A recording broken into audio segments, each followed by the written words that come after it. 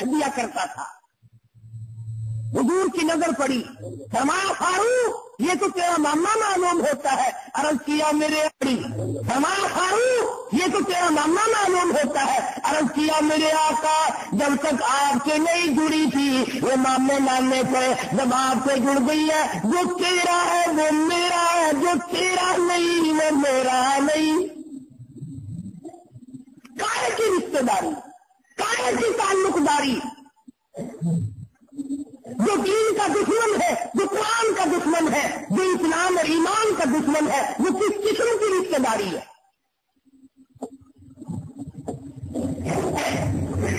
صحابہ کرام نے ان شبہات کو ختم کر کے دکھایا۔ ابو عبیدہ صحابی ہے مدنی کریم صلی اللہ علیہ وسلم کا، مسلمان بن گئے۔ جنگ بدر ہوا، ان کے والد جراح اس وقت تک مسلمان نہیں بنے۔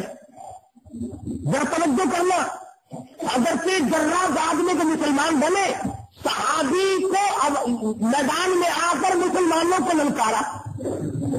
میدان بدر میں آیا ابو عبیدہ کا والد اور کہنے لگا کہ آؤ میرے مقابلے میں کون آتا ہے، میرے مقابلے میں آؤ کون آتا ہے۔ ابو عبیدہ پہچانتے کہ کھیت میرا باپ ہے، میرا والد ہے، اور میدان خالی بھی نہیں تھا، صحابہ کرام سے میدان بھرا ہوا ہے، خود مدنی کریم صلی اللہ علیہ وسلم موجود ہے۔ اس نے اپنے بیٹے کا نام لے کر تو نہیں للکارا تھا، اس کا نام ہے دین، اس کا نام ہے ایمان۔ جراح نے للکارا مسلمانوں کے لشکر کو۔ ابو عبیدہ کھڑے ہوئے میں تو یا رسول اللہ مجھے اجازت دو میں جاتا ہوں، باپ کے مقابلے کے لیے میں جاتا ہوں۔ حضور نے مسکرایا، فرمایا پہچانا نہیں؟ مجھے یا رسول اللہ پہچان کر ہی جا رہا ہوں کہ تیرا باپ ہے وہ تو کہا یہی تو بتاؤں گا دنیا کو کہ ایمان کے مقابلے میں باپ کی کوئی حقیقت نہیں، یہی تو بتانا۔ جراح نے آواز دی آ میرے مقابلے میں۔ ابو عبیدہ تلوار لے کے آئے رضی اللہ عنہ، کہا آ گیا پھر اب باتیں ہیں مقابلے میں، جب تیرا ہی لشکر جدھر آیا اب خیر دا، خدا کی قسم جراح کا سر تھا، ابو عبیدہ نے تلوار کا وار کر دیا۔ یہ لوگ دم تیلی بنایا کرتے تھے جو زبان سے ٹھوکتے پھیر تم کرتے ہو، ان لوگوں کی برائی کرتے ہیں لوگ جنہوں نے ایمان کی وجہ سے باپ کو تلوار چلا دی، ایمان کی وجہ سے ماموں کو پھاڑ مارا، اور صدیق اکبر اور ان کا بیٹا ایک جگہ بیٹھ کے کھانا کھانے لگے۔ بیٹا کہنے لگا با فلاں بدر کے دن میں مسلمان اس وقت نہیں تھا، میری تلوار کے نیچے آپ آ گئے تھے، ابا سمجھ کے چھوڑ دیا۔ صدیق نے روٹی چھوڑ دی، کھڑے ہو گئے، فرمایا اللہ کی ذات کی قسم اگر تو میری تلوار کے نیچے آتا تیرے ٹکڑے کر کے چھوڑا۔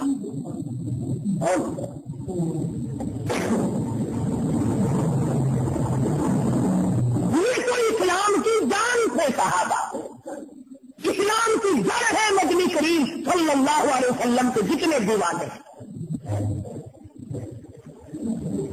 فاروق اعظم رضی اللہ تعالیٰ عنہ فرماتے ہیں میرے آقا مجھے تین چیزوں سے بڑا پیار ہے، تین چیزوں سے بڑی محبت ہے۔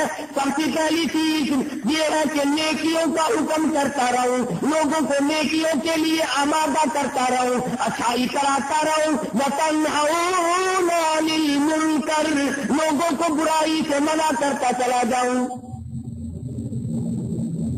فرمانے کو چاہتا ہوں کہ ہاتھ سے مٹا دوں۔ بڑا تیز طبیعت پہ فاروق اعظم، اور مٹا کے دکھایا، مٹا کے دکھایا۔ جب یہ موقع ہے نا فاروق کو تلوار سے پہلے چمکتی تھی، بہادر کا نا مکے کا آتے۔ تیسری چیز فاروق فرماتے ہیں مجھے پسند ہے پرانا کپڑا۔ پرانا کپڑا کیوں؟ اس لیے کہ اس میں تکبر نہیں ہوتا، غرور سے بچتا ہے آدمی۔ خلافت کا زمانہ ہے، یہ نہیں غربت کی سونے چاندی کے ڈھیر مدینے میں تقسیم ہو رہے ہیں، یہ اس زمانے کی بات ہے۔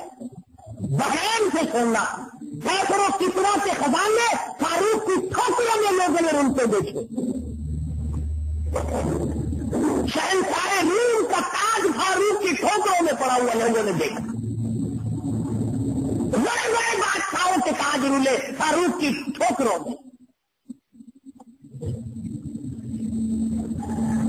हजरत अली, हजरत उस्मान, हजरत तलहा, हजरत जुबैर रज़ी अल्लाह तआला अन्हुम, कई सहाबी हजरत हफ्सा के पास गए रज़ी अल्लाह तआला अन्हा।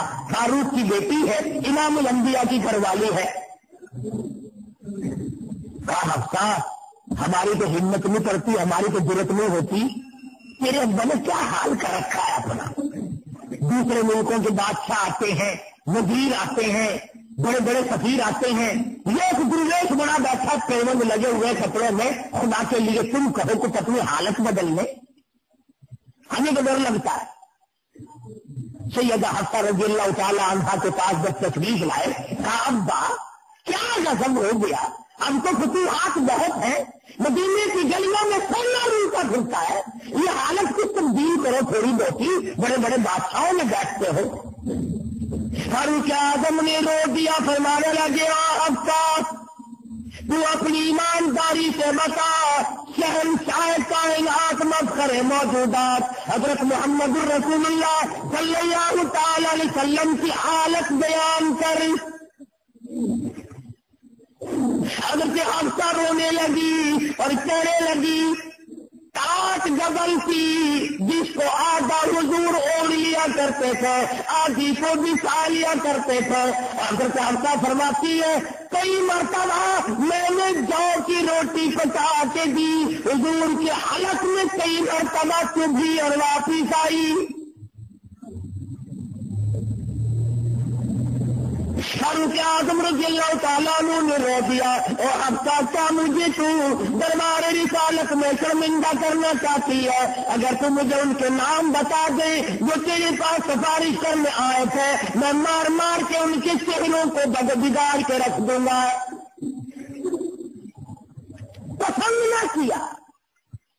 फारूक आज़म की तबीयत बिल्कुल खराब है, नासाज चल रही है, पेट की शिकायत रहती है, सामने जौ की 2 रोटियां रखी है। अपने आप को कहने लगी, ए फारूक, जब तक उम्मत का हर आदमी, छोटा बड़ा, अमीर गरीब, बूढ़ा जवान मर्द औरत अच्छे खने हुए आटे की रोटी खाने के काबिल नहीं हो जाता, तुझे उस वक्त तक ये जौ यूं ही खाने पड़ेंगे। कौन कहता है?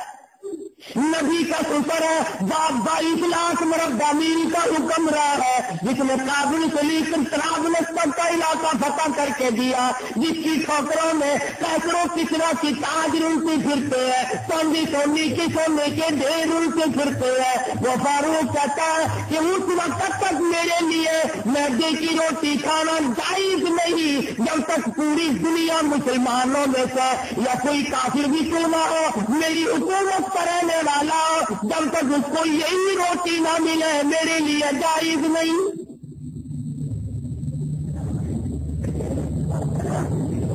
कहाँ गए वो सोचने वाले, कहाँ मर गए वो लोग इन तारीखों को पढ़ने वाले? अरे तुमने अंग्रेज का खाक देखा, इंग्रेज का बात देखा, तुमने अंग्रेजों से लहू पीना सीखा, तुमने अंग्रेजों से तरह तरह की कमाई करनी सीखी, तुमने अंग्रेजों से बड़ी बड़ी बिल्डिंग और बंगले बनाने सीखे, तुमने दौलत के ढेर लगाने सीखे। खुदा की कसम, आओ नबी के दरबार में आओ और नबी के यारों के दरबार में आके देखो कैसी जिंदगी है। फरमाया मुझे पुराने कपड़े से प्यार है। सैयदना उस्मान बिन नूरान रज़ियल्लाहु तआला अन्हु उठ खड़े हुए और अर्ज करने लगे, और मेरे आका, मुझे 3 चीजों की बड़ी मोहब्बत है, मुझे 3 चीजें बड़ी प्यारी लगती है। सबसे पहली क्या चीज है? कहता है मुझे तो ये बात बड़ी पसंद है, मेरी जुबान खुदा का कुरान।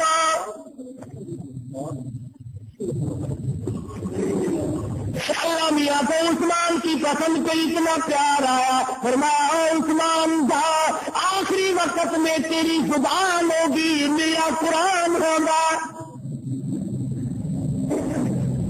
फरमाया मुझे तो कोई चीज भी इतनी दुनिया کلامی پسند نہیں جتنا کہ کلامی الہی پسند ہے. ارے ایک رات میں ایک رکعت میں کبھی